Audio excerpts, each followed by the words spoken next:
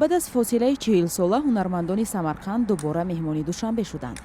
طول یک هفته در تئاتر اپرا و بالت به نام صدرالدین عینی هنرمندان ازبکستانی برنامه‌های مختلف فرهنگی خود را پیشکش تماشابینان تاجیک نمودند.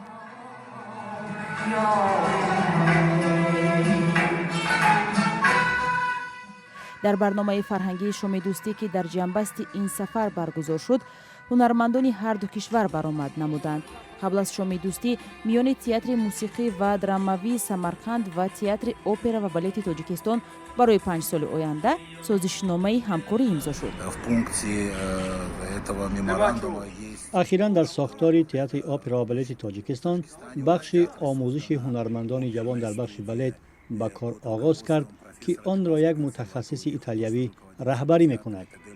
قرار شد که در آینده هنرمندان جوان تئاتر سمرقند می توانند در این آموزشگاه صنعت خود را صیقل دهند.